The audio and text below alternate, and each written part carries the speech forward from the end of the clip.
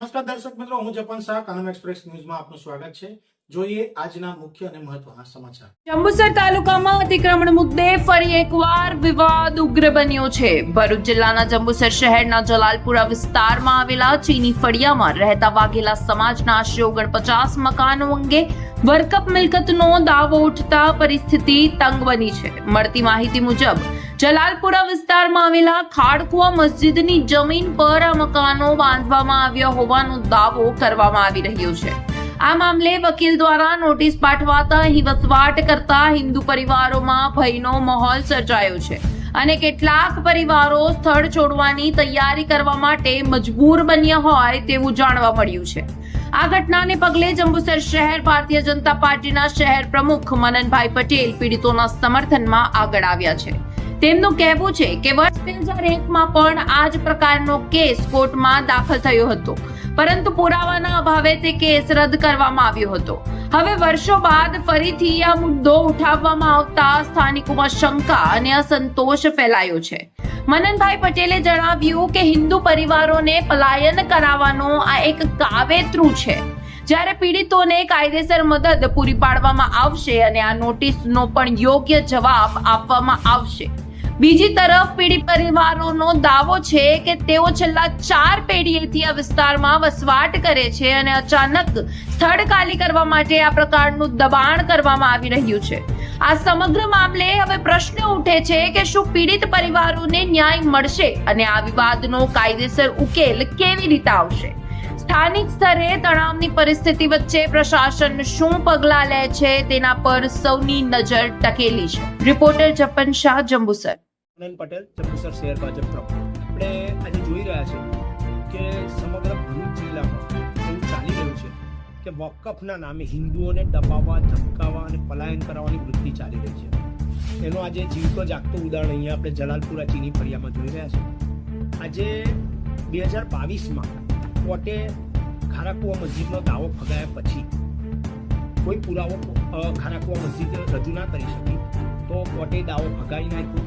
આજે 26માં પાછું આ વસ્તુ ઊભું કરવામાં આવ્યું છે. એ અગાઉ પણ આ લોકોને ધમકીઓ મળે છે. આ લોકો પર તકલીફો આ લોકો આપતા જ હોય છે વારંવાર. ન્યુસન્સો આ જગ્યાએ આવતા આંટા મારતા ફરતા હોય છે. એવી અગાઉમાં એમણે મને રજૂઆત કરેલી છે. આજે ફરી કોર્ટના માધ્યમે એમને ડરાવવામાં આવે છે. કોઈ હિંમતનગરના વકીલ દ્વારા એમને 2 દિવસ પર નોટિસ આપવામાં આવી. 49 ઘરોને આ નોટિસ આપવામાં આવી કે આ જમીન વકફની છે, ખારાકુવા મસ્જિદની છે અને પર્સનલ નાસિર બેગ મિર્ઝા કોઈક છે એના નામથી અરજી આપવામાં આવી અને આ નોટિસ વકીલ દ્વારા આપવામાં આવી. જે કાયદાકીય રીતે અમે પણ એનો જવાબ તૈયાર કરાવી દીધેલો છે.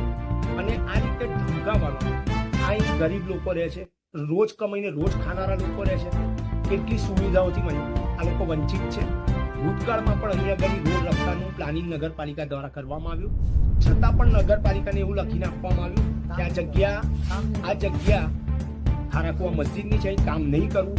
એવું પણ રીતે આ લોકોને તકલીફ કાયમ માટે આપતા જ હોય છે. તો હવે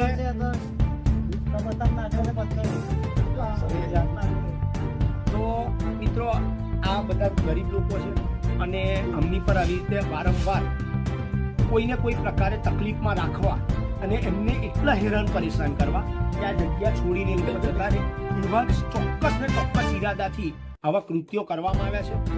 મારી પાર્ટી અને હું જાતે અમારા જલાલપુરા ચીની ફળિયાના બધા લોકો આપણા અમારા હિન્દુ ભાઈઓ સાથે છે અને એમને કોઈ પણ તકલીફ નહીં પડે. કાયદાકીય એમણે જે અમને નોટિસ આપેલી છે એનો કાયદાકીય જવાબ પણ અમારા વકીલ દ્વારા અમે તૈયાર કરાવી દીધેલો છે.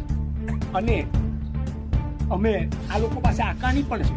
આપ જાણો તો આ લોકો પાસે નગરપાલિકાની આકારણી છે. જેમ આપણા કાકાએ કીધું કે આ લોકોની 4થી પેઢી અહીંયા રહી છે. એટલે તમે વિચાર કરો કે આટલા સમયથી કોઈ ક્યાં ગયું હતું અને આજે એકદમ ઊભું કરવામાં આવેલું તો આ લોકો વિરુદ્ધનું એક ષડયંત્ર છે. અને મારું ચોક્કસ એવું માનવું છે કે આ પલાયન કરાવવાની વૃત્તિ છે. હા, ચોક્કસપણે વાત કરીએ તો આજે વકફની મિલકત છે એવી નોટિસ આપવામાં આવી છે. અગાઉ 2022માં જ્યારે દાવો થયો હતો તે વખતે આ વકફમાં હતી ખરી? ના, તે વખતે આ વકફમાં નથી. એટલે પાછળથી ચલાવવામાં પાછળથી આ વસ્તુ કરવામાં આવેલી છે અને કોઈ તજજ્ઞો દ્વારા આમાં એડવાઇઝરી કમિટી એમણે બનાવી હોય અને એમના અલગ એડવાઇઝરોની સલાહ સૂચન દ્વારા કરવામાં આવ્યું એવું અમને લાગી રહ્યું. હા, હું જાતે છોટુભાઈ શિવાભાઈ બોલું છું, જંબુસર જલાલપુરામાંથી. આ જગા પર અમે 4-5 પેઢીથી અહીંયા રહીએ છીએ.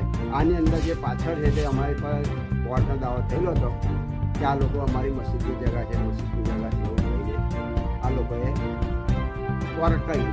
વોટ કર્યા પછી અમારી પર એક કેસ મૂક્યો. અમે કેસ મૂક્યો પછી અમારા તરફી જવાબ આવ્યો કે અમારે આટલા વર્ષોથી અહીંયા રહીએ છીએ, એનો કોર્ટે ચુકાદો આપ્યો કે ભાઈ આ જગાના માલિક તમે આટલા વર્ષોથી રહો કબજા પેટે, એટલે અમારા તરફ એમને સરફેણ કર્યું. હવે હાલ તાજેતરમાં કોઈ નોટિસ આવી છે બાબતે? નોટિસ આવી અમારી પર કે બહારના વકીલને હસ્તું કે એક નોટિસ આવી મોકલી.